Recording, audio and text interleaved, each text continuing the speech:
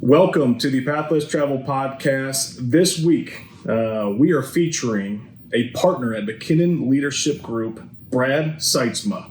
Brad, welcome to the show. It's good to be with you, Craig. On this show, we're going to talk about your company. We're going to talk about you, but more importantly, we're going to dig into your expertise, man. All right. So before we jump into your company, I want to know what separates effective leaders from highly effective leaders. And man, that's a great question. One of the books that I recommend quite often on this particular topic is Good to Great. And so in Good to Great, Jim Collins talks, actually chapter 2 is something that I recommend to a lot of my leaders because it talks about this special type of leadership being a level 5 leader.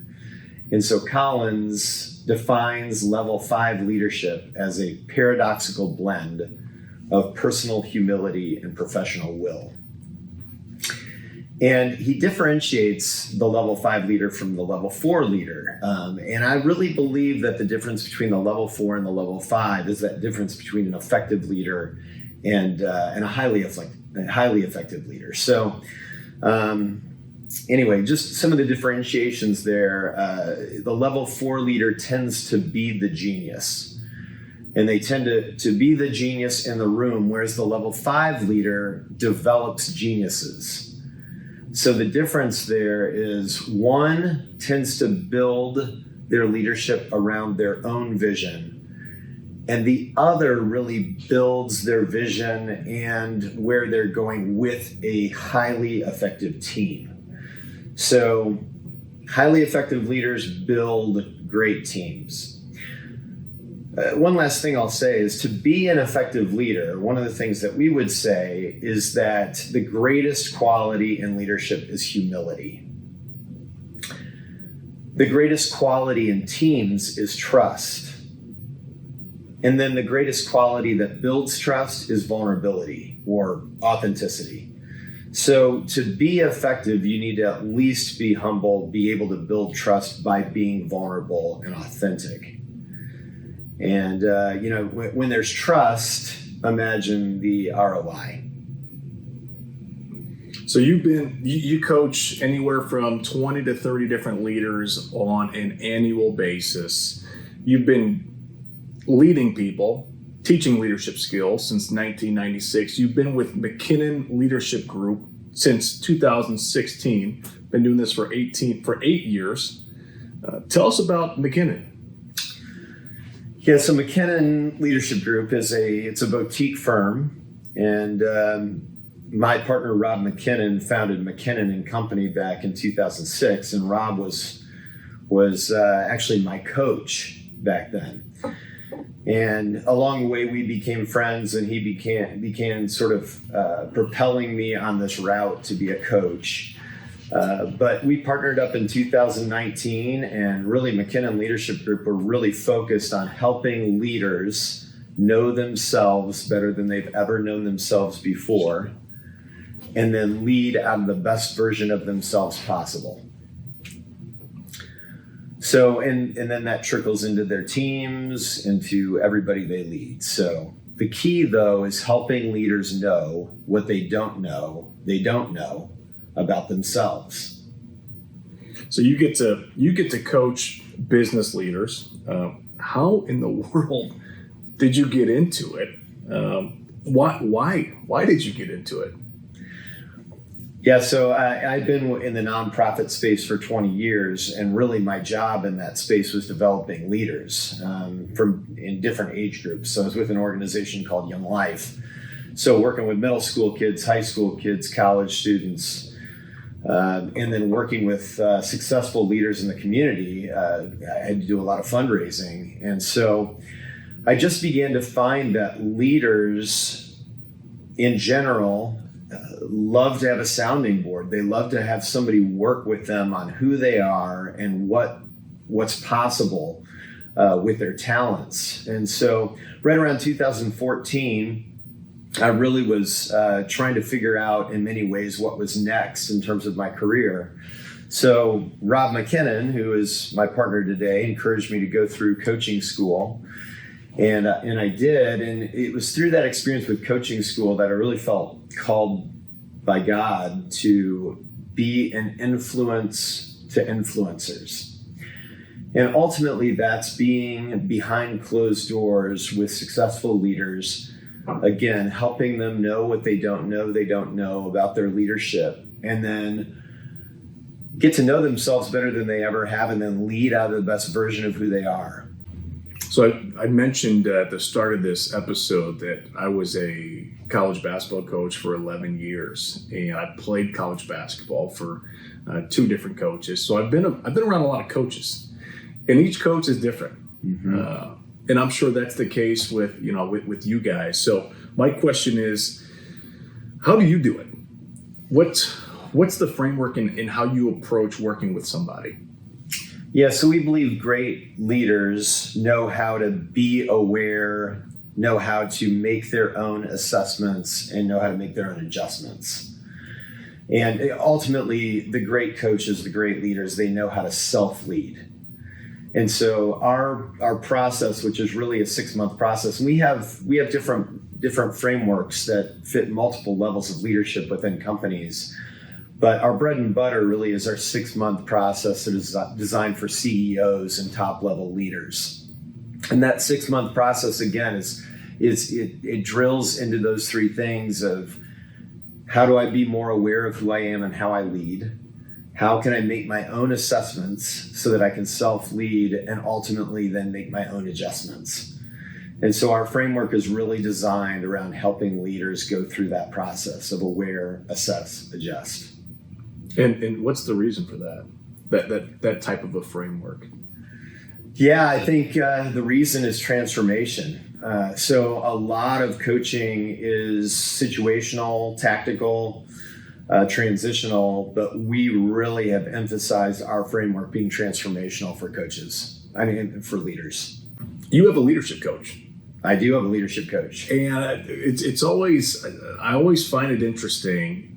Leaders, whether it be a leader of a home, leader of an organization, leader of a team, whatever that may be, not a lot of them have people pouring into them. They have peers, they're involved in peer groups, but nobody that's pouring into them. You are a leadership coach, and you have a coach. I do. Tell me about that. Well, I believe I am a leader, and I believe every leader needs a leadership coach, needs somebody who they are exploring their leadership with. And I was asked once if I could only ask one coaching question for the rest of my life, what would it be? And I really zeroed in on the question, what do you want? And ultimately, that question is driving and managing us, whether we know the answer and we're aware of it or not. And so my leadership coach helps me continuously tap into what is it that I want? What is it that I need to drive as a leader? And so as much as I've thought at times, hey, maybe it's time to hit the pause button, it really is important for me to continue to explore my own leadership, my own need to grow and be more aware and to make my own adjustments and to lead. So what things are you working on? Provide some details, maybe if you're open to it. You mentioned vulnerability early on. What are you working on? Yeah, that's a great question. Rob and I, who have been leading this thing since 2019, and we have about 7 other coaches that are associated with us that are trained by us to use our methodology. But in many ways, we hit, we're very full as coaches, but there's an opportunity for us to grow our firm and to be even more impactful and be involved in the transformation of many more leaders' lives and leadership. And so I've really been working on, hey, what is that vision? How do we go to that next level? How do we take it from where it is today to where it can be, in a few years? And so, that's a lot of what I've been exploring with my coach lately. One of the things I would say, Craig, is oftentimes as leaders, we get into this space where we are just on autopilot. We're just doing things over and over again. And we really need to get back into a creative space. And so my coach helps me get back into a creative space. Any things that you do in particular to get you into the creative space? Do you go to the local library? Do you go out by a lake, by water? When you get into this creative frame of mind, what does that look like for you? Yeah, no, thanks for asking. It's one of those things I need to challenge myself to do more, and that I'm finding a lot of leaders are craving right now, and that's space to think and explore and to let their imagination, their thoughts, and creativity run wild, and that's true for me as well. So, man, when I can really get away and get into space for a solid 24 hours, whether that's a lake house or even just a retreat center. I used to go to a monastery in the past. All of those spaces are great to go and just allow yourself to think, and just to be in space with a notepad is ultimately what I need.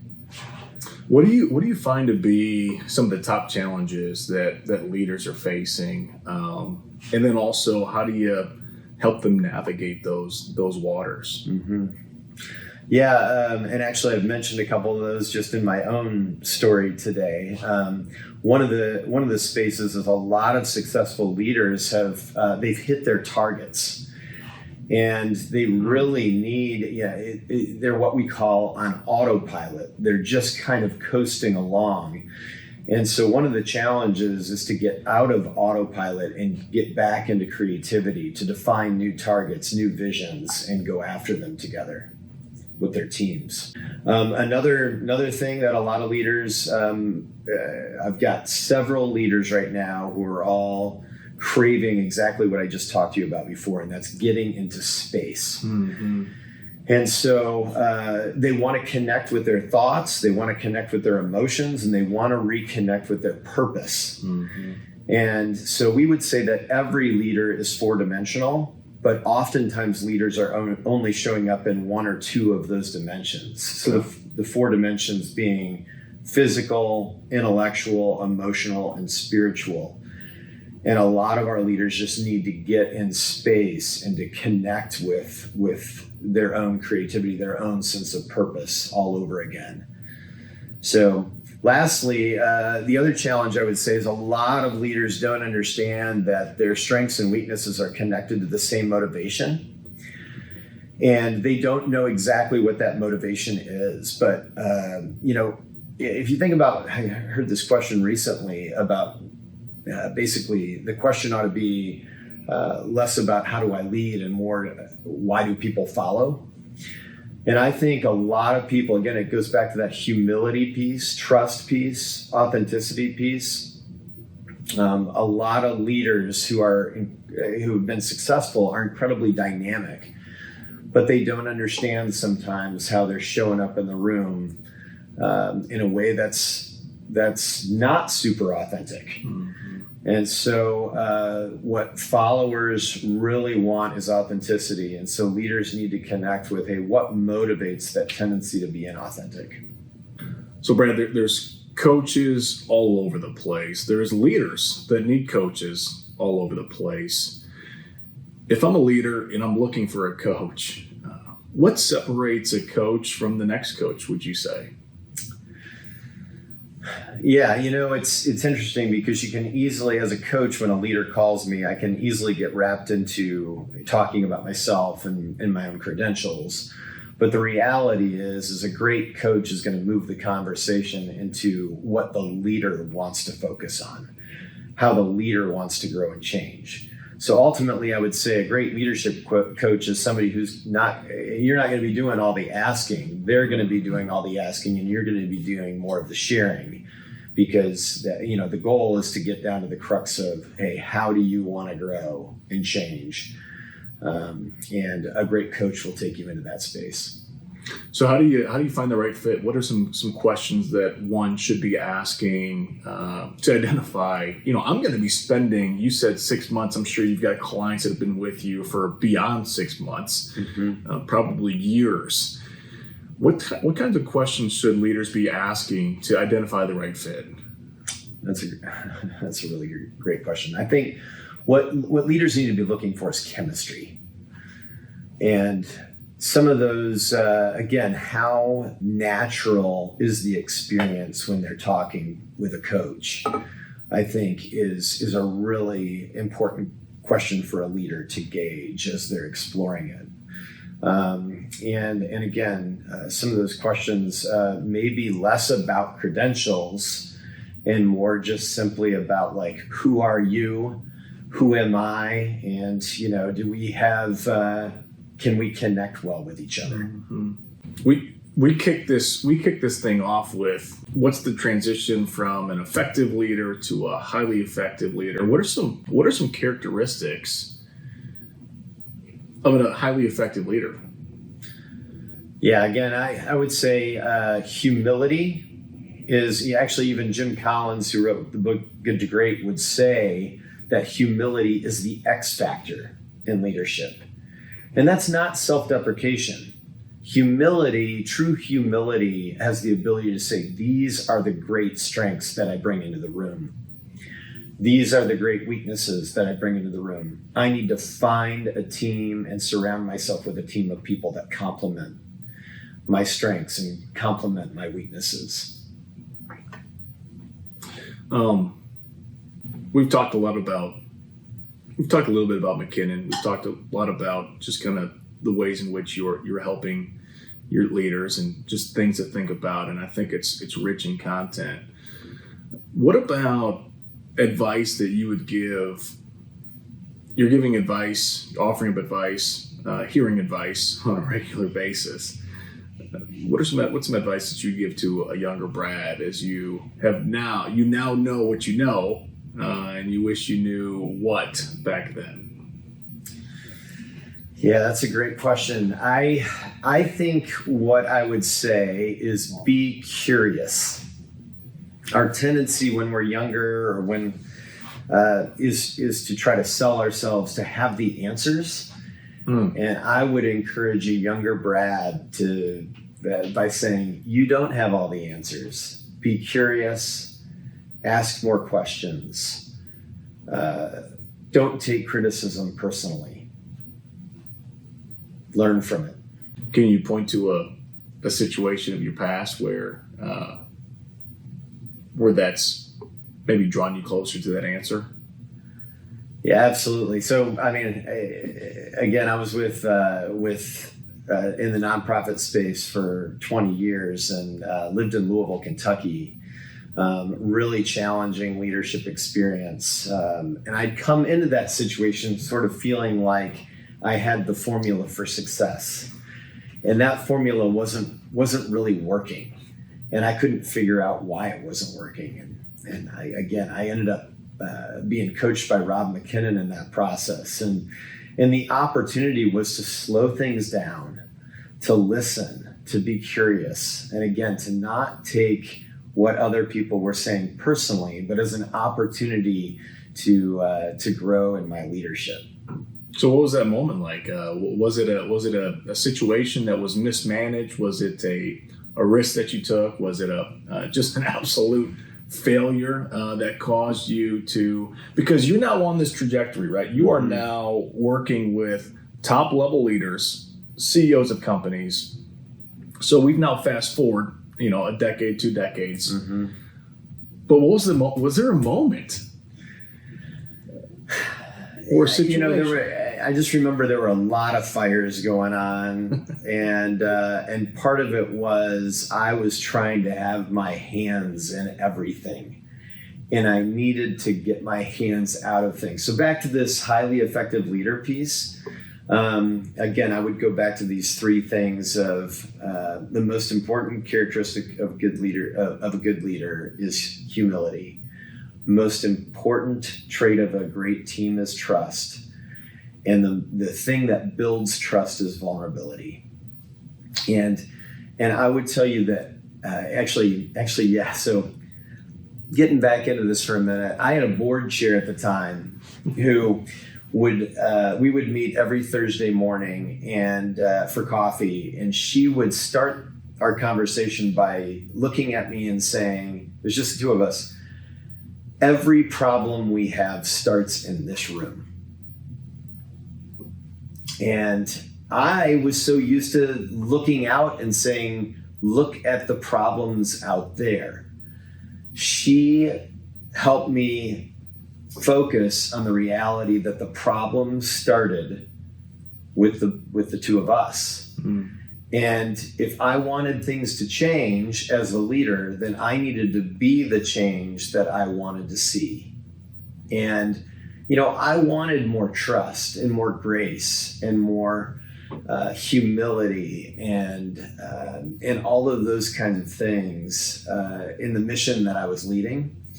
So I needed to be those things. So last week we had the Rinks Group on the podcast, and one of the things they mentioned and that they weave into their company, their vision, their hiring practices, how they evaluate individuals within the company, is you are the sum or the average of the top 5 people you spend the most time with. When you look at the people in your circle, how do you figure out who's in that circle, and what has that circle evolved over the years? Because I'm sure that's probably part of the conversation that you're having with leaders as well. Who's pouring into you? So, Brad, my question is, who is pouring into you outside of your coach, and why? Yeah, I've got a CEO that I actually coached in the past who, I just really respect the way they lead. And so I've leaned on them quite heavily in terms of re-envisioning our company and where we're hoping to take it in the next few years. So that's one person. But my wife and I have this little sort of gauge with people that we like to be with. And ultimately, they're people who we would say are interested and interesting. And so, plenty of interesting people out there, but it's the interested people, the curious people that we've, kind of talked about before that are truly unique. The ones who really want to know who you are and really want to ask those questions that take you to a deeper level. So we surround ourselves with people like that. What's the reason for that? The reason for hanging out with people like that? Yeah. I just think that there is really shared dialogue in that space. When you're in that space where the other person just seems to be doing all of the talking, but they're not pausing to ask you anything about you. And so I think when we're asked questions about ourselves, we have the opportunity to grow. And that connects very, very much with the industry that I'm in, of asking questions and asking powerful questions. So, the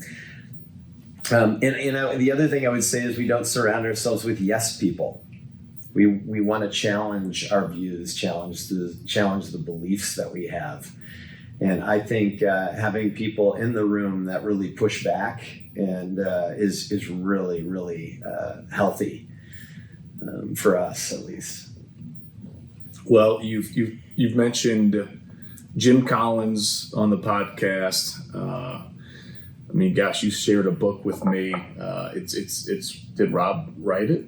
McKinnon. Yeah, Rob wrote that book. So the book is Lead Like You Were Meant To. And again, all of our coaching is not about leading like a McKinnon leader or leading like a good or great leader. The idea is leading like you. Mm-hmm. The reason why there's so many leadership books out there is because there isn't a recipe on leadership. Leadership starts with the person of the leader. And this is a big deal for us, is not just coaching to the tactics, but coaching to the whole person of a leader.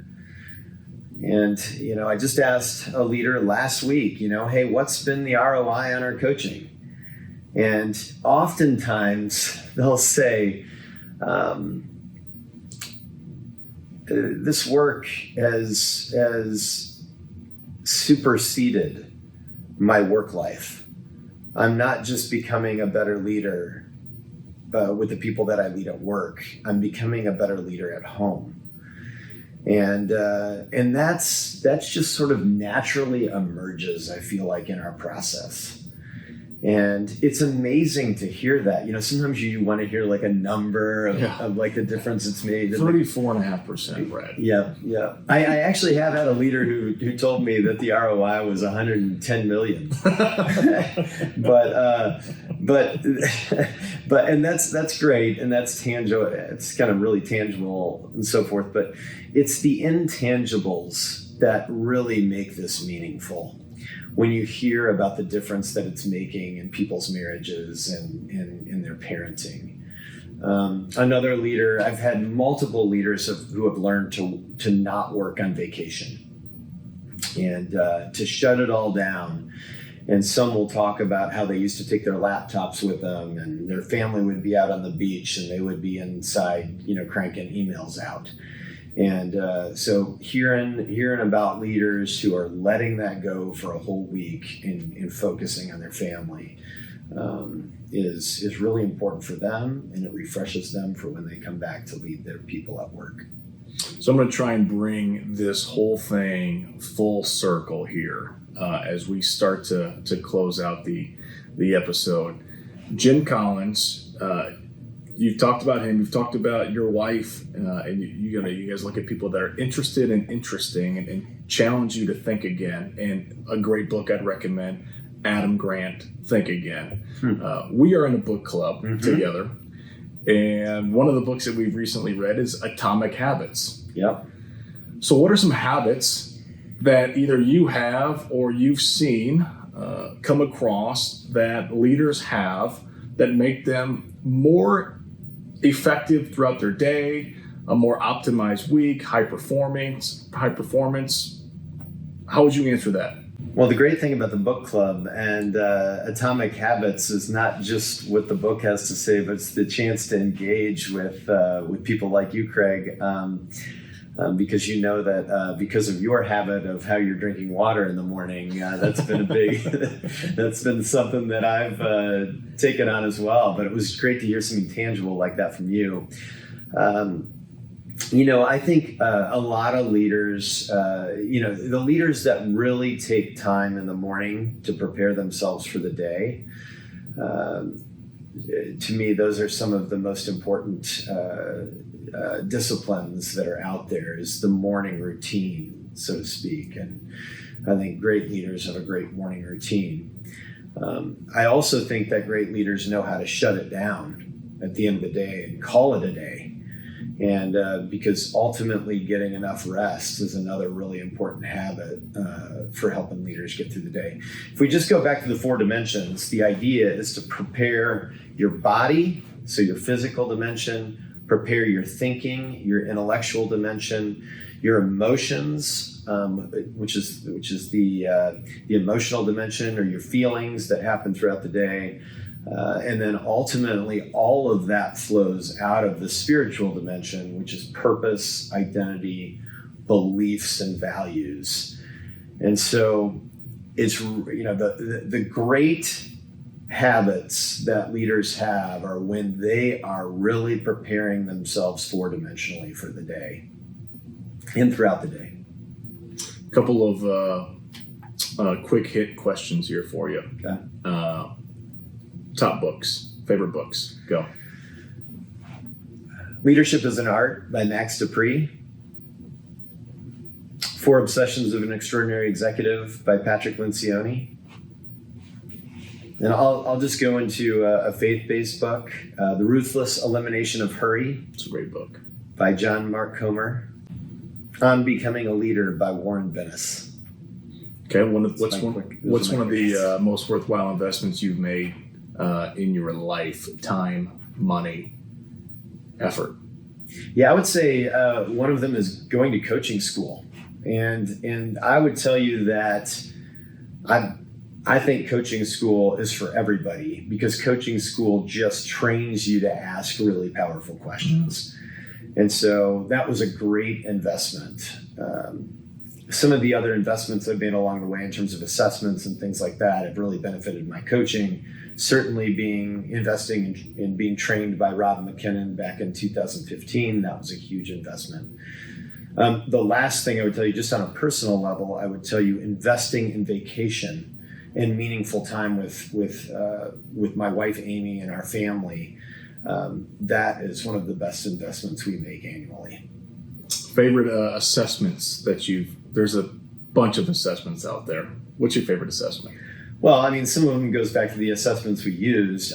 We use a 360 assessment called the Leadership Circle, and it is one of the most incredible assessments. And a lot of people have had 360s, but this 360 was designed to measure your current state of leadership. And so that's one of the assessments that we use. The Enneagram is certainly something that we use in our coaching, and we find that to be very beneficial in the business space. So I think StrengthsFinder has its place. I think the Predictive Index is a great assessment for hiring purposes. Okay, 2 final questions here. What's one of the kindest things somebody's done for you, your family? What comes to mind? When we first moved to South Bend, we were, again, in the nonprofit space. And the board here just went over and above, making us feel welcome. Gave us a big gift card to Home Depot. They stocked our fridge and our cupboards with food. We moved with 3 young kids in the middle of a school year, and it was a really difficult move. It was a great move for us, but that was just an incredible thing to have a group of people that were just so focused on helping you feel welcome. What final thoughts do you have, Brad, as we wrap up here, as it pertains to your journey, leadership in general, the company you work for, McKinnon, anything? The floor is yours, my friend. Yeah, I would say one of the things, Rob is a great thought leader in our company, and one of the things that he has been creating a framework for as of late is the idea of listening to understand. And in our current political environment, in the current world we live in, with all the social media and so forth, we don't do a good job collectively of listening to understand. And so that process is like, what happens is we hear and we observe things in people, and then we quickly make assumptions. And the opportunity is to be aware of those assumptions and to get curious, ask questions, and work towards understanding. Whether we agree or disagree, if we feel understood, we typically can agree and commit to the other person. There will always be disagreements, but the idea is we've got to come together and we've got to agree. And so, again, back to your question of highly effective leaders, they listen to understand. Well, thanks for doing this, man. This was fun. I mean, from the very beginning, I said, I want to make this milestone episode special, and you crushed it. You crushed it. Just telling more about your story, more about McKinnon, but then also some tangible things that leaders can take from this to make them better for themselves, better for their company, and hopefully better for their homes, which is a big focus here in the why in which I decided to do this podcast. So thanks again for doing that. And that's it for this week's episode of the Path Less Traveled podcast with Brad Sytsma, a partner in McKinnon Leadership Group. Have a great day. Hey, thanks, Craig. Great to be with you.